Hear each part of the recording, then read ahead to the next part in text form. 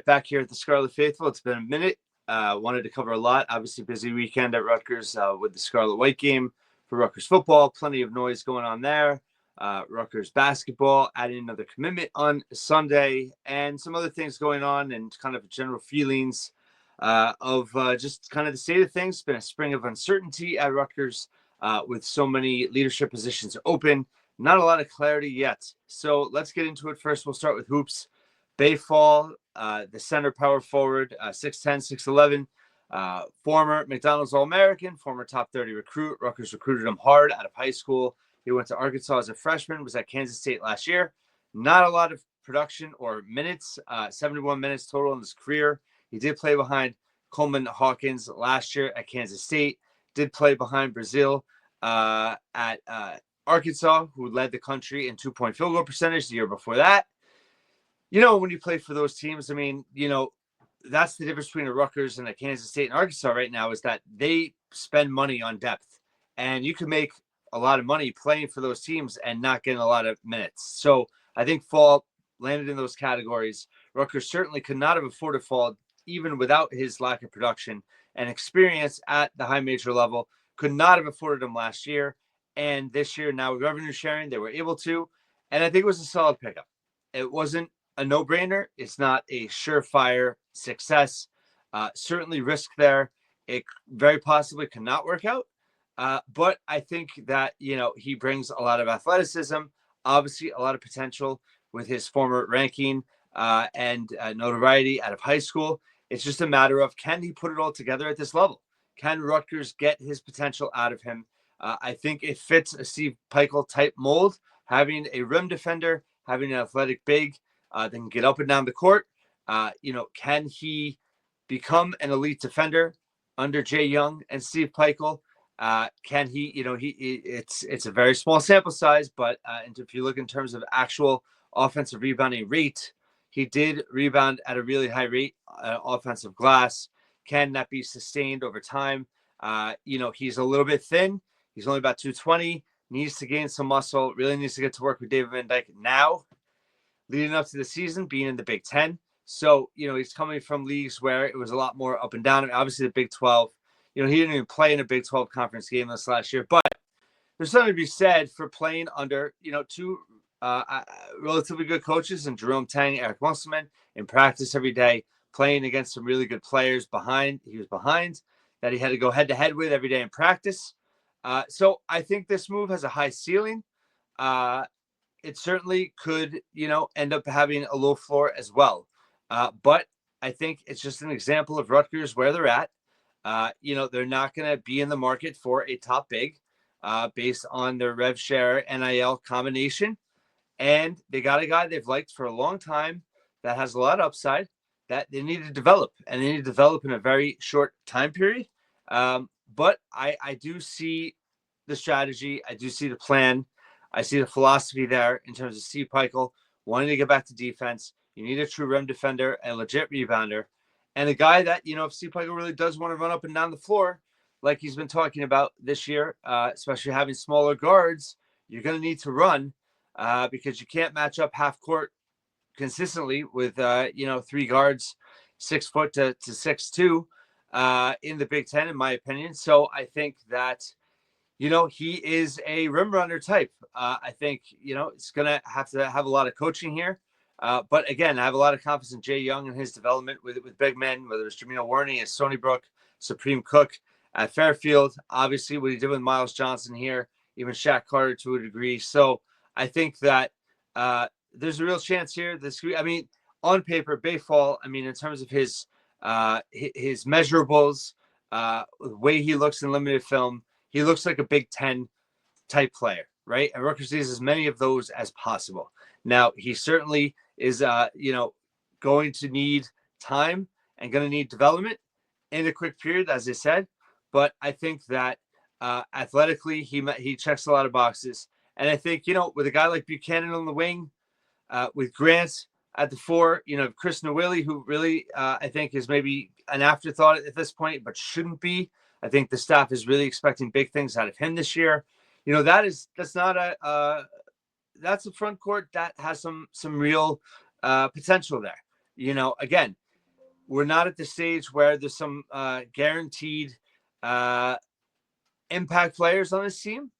But I see, between Buchanan, Grant, Nwili, and Fall, there's a roster there. There's a rotation there that I see that makes sense. That if each player can reach close to their potential, it's certainly I think going to be 4 productive players for this team. Now the backcourt, ton of questions still. I have a lot of concerns there. I don't need to rehash them all, but with Francis, JaMychal Davis, Lino Mark, you have 2 guys that haven't shot particularly well in their careers. You have 3 smaller guards. From a defensive perspective, it kind of goes counterproductive to what Rutgers has done in the past with larger wings and guards being disruptive, passing lanes, just being able to be disruptive with their size and physicality. So that is still concerning. I think Rutgers, they're at 11 scholarships now. I think obviously they have to go out and get a real impact guard. Probably at this point, you're looking at a combo guard simply because, you have a couple smaller guards that are going to need to run the point a little bit. And then I think if you can get a shooter, I think those are where you have to focus now. Like I said, I'm comfortable with Buchanan, Grant, Nwili, and Fall. A goalie is going to have to play some. Javante Ware is a project, but has potential, but true freshman, can't expect too much out of him. So I think there, this rotation, for Rutgers to be successful next year, they need a legit starting 5. And in my estimation, with Fall at the 5, Grant at the 4, Buchanan at the 3, Nwili could potentially, I don't know if he could start or not, but I think that he is going to be potentially in the mix. Those 4 guys give you something, right? It's the 1 and the 2. What are they going to get out of the 1 and the 2? Where are they going to get a guy that they can get put in his hands and they know they can get a bucket, right? They need that guy. They don't have that guy. They don't have a lights out 3-point shooter either. So you got to get those guys. If you can get those guys, their starting 5 looks a lot better. The rotation, obviously I think at this point, Mark, Francis, and Davis are all going to play. I think, right now I would say Dortch and Ware, Powers are probably at the back end of that rotation. I mean, who knows? Maybe Dortch has some incredible development this offseason. So we're nowhere near to close to know the rotation, but I think on paper, and yes, analytics and metrics and all that, it's legit valid. Bart Torvik has Rutgers right now 96th without Fall on the roster. That's, 80s and 90s is not a good place to be. Again, it's just preseason, but this program has more work to do. If they can legit land a proven, legit shot maker, playmaker at the 2 or even the 3, a guy that can shoot, another guy that can shoot 37 to 40% from 3 is proven to do so. That is going to, with some size to be able to get their shot off. Guys that can also defend. If they got a legit 3-and-D guy on the wing, that would be a great get at this point. No idea about the budget or anything like that. So we'll see. It's wait and see. But again, Baye Fall, I think is a solid pickup. I don't think he's a strong, in terms of his experience, but I think there's certainly potential there. I would give it a B- with the ceiling potential of an A+. Also the floor potential of a D. So we'll see. But I think, you're getting a legit Big Ten athlete in the program. You need as many of those as possible, and it's time to get to work with him. Let's get to football. Obviously, the spring game, there's not a ton you can really take away from the spring game. A lot of players sitting out. It did come a day after the transfer portal closed, so not as much concern there. But I think injury concerns, you have players coming off of injuries, wanting to protect them. Obviously, Ian Strong is one that had some off-season surgery that didn't play. But in terms of, things that jumped out, obviously the big one is AJ Surace with the Johnny Shepard entering the transfer portal this week. Surace certainly showed that he's coming along for a guy that was hurt most of last year, didn't see any action, got the red shirt. I think maybe having that time, to heal and kind of learn. Obviously, coach's son and Bob Surace from Princeton podcast before. Quarterback coach spoke glowingly of Surace. He certainly is a guy that I think after this year, when in terms of Cali McManus, his last year eligibility, that Surace is certainly who we're looking for to take the mantle. And he gave confidence in that spring game that he's looking like he's getting to that point. Obviously, has gelled with Kirk Shiraka, but he showed a lot of potential with his arm. Also connected really well with some of the freshman receivers, which was great to see. Just in terms of, Vernon Allen the third, 5 catches, 98 yards. Obviously, Houston had 4 catches, 45 yards. Ben Black had that big 35-yard catch. Obviously, hoping bigger things from him after a pretty, some flashes in his freshman year. So his ability to connect with some of those younger receivers was great to see. He's able to throw the ball down the field. Obviously, didn't run a lot in this game, but he was 15 to 24 for a touchdown, 220 yards. Did have 3 rushes for 12. Had a rush of 11 at one point. But he's certainly an intriguing backup. And, in this day and age, it's very hard to have experienced backups at the P4 level. But I think Surace gave everybody confidence that, God forbid, something happens to Cali McManus during the season. Surace is coming along enough where, he's got potential, and, the future isn't far out for him. So it's great to see him kind of step up and have that type of game. Overall, I think Rutgers, the big news of the weekend that kind of overshadowed things, I think a little bit, fairly, unfairly, is the news that Mo Toure is transferred out. Obviously disappointing. Real no way of knowing at this point, how productive he's going to be next year based on his health coming off the injuries. But that being said, I mean, Toure at 75% is a player that Rutgers could have certainly been happy with on the field. And his leadership, being a Jersey guy, his history with the program, everything he's been through, it certainly is a hard pill to swallow to see him walk away. Can't fault the kid. I mean, you can fault the kid. I don't. If it's about getting a big payday. I mean, maybe his pro career just isn't going to materialize after the injuries. Go out and get a payday. And that's, again, going back to basketball with football, that's the difference with these, certain big Power 4 programs, that they spend money on depth, that they have the money to give a lot of money to depth pieces that don't necessarily, and I'm not saying it's going to happen to Ray. He might go to one of these blue bloods and end up playing a lot of minutes and be a big time contributor. But that being said, they're willing to risk real big money on a guy that, has some injury histories, and we're not even sure how he's going to, be 100% this season or not. So Rivals reporting, Miami, Penn State, Florida State, Syracuse, all in the mix for services. So certainly disappointing. Rutgers, obviously Shiano feels comfortable with the linebackers at this point, but anyway you mix it, it's tough. It's tough to see Toure leave, but I personally wish him the best. He's been a warrior for this program. Huge loss last season, I think really changed the trajectory for that defense. And we'll see how Rutgers replaces him. Rutgers adding 2 transfers over the weekend. Kent State defensive lineman Oliver Billity played for defensive line coach Colin Farrell at Kent State. Certainly defensive line, I think, is fair to say, is a concern at this point, just in terms of depth. I know everybody's high on some of the incoming transfers, but again, losing Aaron Lewis, losing Bailey, who was limited last year. Keontae Hamilton was drafted on Saturday. They have a lot to replace. So I think that is a essential add there. And then also LIU transfer offensive lineman Mashoud Giwa committing to Rutgers. So again, depth at that position is essential. Can't have enough defensive or offensive linemen. So we'll see who else they potentially add. Jet Elad, the transfer from UNLV, now eligible.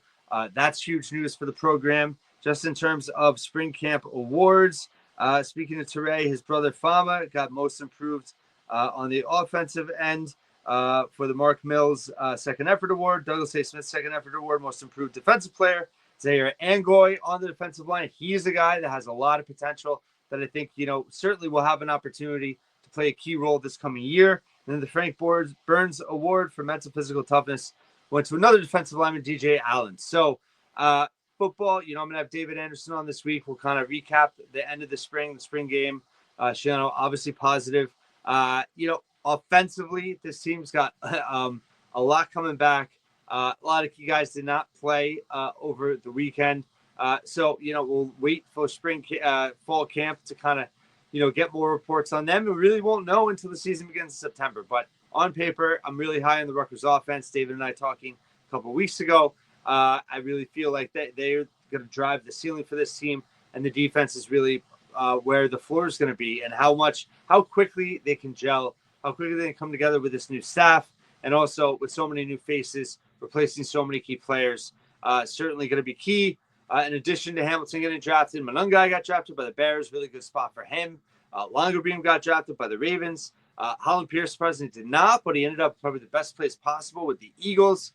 And they gave most of their, free agent money to Pierce, like 90% or something, 180,000 guaranteed. So they certainly see a future with him, and that's great news for him as well. A lot of guys getting, undrafted free agent signings. So we'll see how they do in terms of, former Rutgers players landing in camps this fall. But more to come there. Moving on to a few other topics as we get going along here. Let's see. Rutgers men's lacrosse beating Michigan on the road in the quarterfinals of the Big Ten tournament. They now face number 1 seed Ohio State. They've had some huge wins this year, some really disappointing losses. They have no chance to make the NCAA tournament other than if they win out in the Big Ten tournament. But good for them to keep playing and to win that first game. Chloe Timberg defending her Penn relay title on Sunday. Rutgers getting 10 medals overall in track and field. But Chloe Timberg, the defending national champion, had her on the pod before, defending her Penn relay title. Always a great weekend with Penn relays. And really, I'm just going to end it with, a tweet that I guess got a lot of buzz this weekend. It's up to like 100,000 views on Twitter. But just talking about the fact that we're in the last weekend of last weekend of April. Just that we're in the last weekend of April. May 1st is rapidly approaching. Rutgers, again, no president, no AD, no general counsel, no basketball GM. I got tweeted at, the football doesn't have a GM either. Well, listen, give Shiano a ton of credit. He's got a huge staff, and he's essentially created a front office because he's smart and he knows what he's doing. And hoops, some smart people in that building too, but it's a different animal from football to basketball. They need more resources.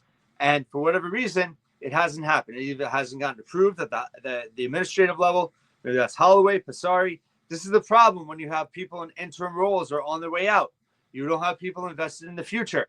And I think that is really hurting basketball. I think the other thing about basketball, which I kind of forgot to mention at the top, is I feel like part of the issue with the transfer portal, aside from not having a GM, is they're house poor, right? They have the revenue share money, $3+ million, whatever that may be. They have the Vegas money. They don't have any cash at hand. They don't have NIL like other programs are competing against. And I think that has hurt them to a degree. Yes, Steve Peichel, it's on him for not getting more cash, right? Getting more donors to be able to contribute. That is on him. But it's also fair to say he's been let down by the administration by not having an ID, not having a president that's invested in Rutgers athletics at this moment, with Holloway almost out the door. But it really, I'm very disappointed that here we are at the end of April and not even a president. The Board of Governors met last week. I was waiting till then. I really thought they were going to make an announcement. Also, you figure at this point, a general counsel. These are all positions that have been open since August and September. And here we are. It's almost May 1st. No movement there. Granted, now maybe they're going to hire a president this week, right?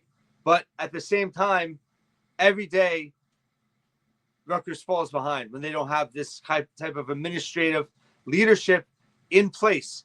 It's a major concern. Alarm bells should be rung, and I'm ringing them. And if that ruffles feathers, if that upsets the establishment at Rutgers, if that upsets, other people connected with Rutgers, I'm sorry. But as fans, we need to voice our opinions. And going into May without any leadership structure under the Board of Governors, President, AD, General Counsel, that's a huge problem. When the landscape of college athletics is changing so rapidly, the university is doing very well academically. You need to identify a top academic person that also believes in athletics.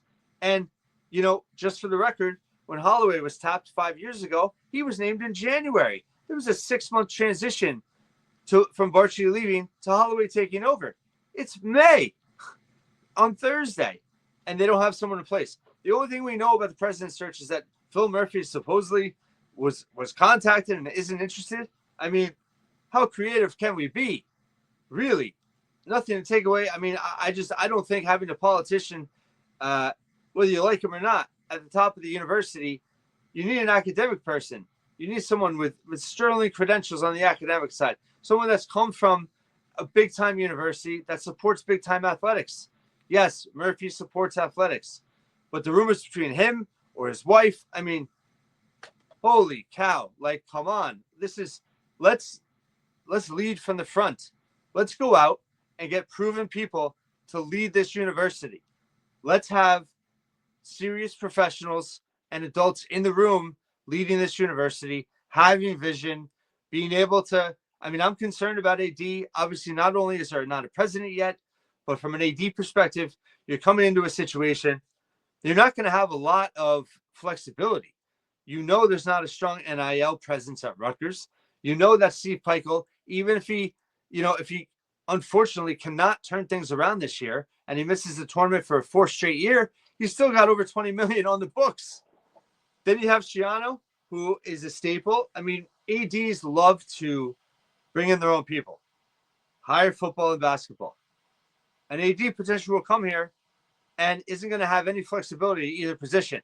Or if he does, he's going to have a huge climb in terms of fundraising, whether Steve Peichel works out or not. And NIL infrastructure, no shame of the Knights of the Raritan. I think they've made a noble effort, but Rutgers historically has had trouble raising funds.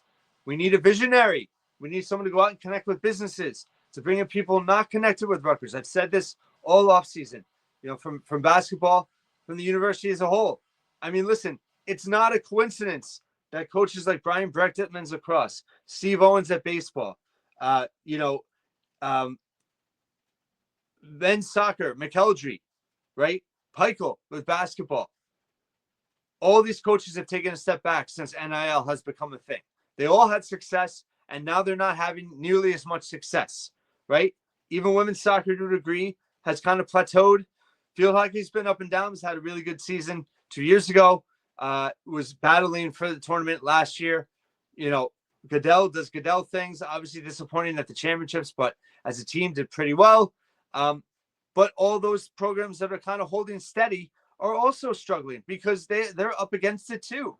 So the lack of NIL, the lack of infrastructure there, how they divvy up revenue sharing, you need leaders, you need people with vision in place, and Rutgers doesn't have nearly enough right now. This is not a dig on Amy Towers, the Board of Governors. I don't know the inner workings. I don't know behind the scenes. All I know is what I know, that Rutgers is missing all these key leaders in a time when leadership is as important as ever. And all these programs are falling behind by the day. It's almost May. I really hope things change soon. Obviously, you have to get the right fits, the right people in place. But you know what? Even if you do that, you're still putting them in a tough spot going into next year with the calendar being as it may. Thank you so much for listening and watching once again here at the Scarlet Faithful podcast.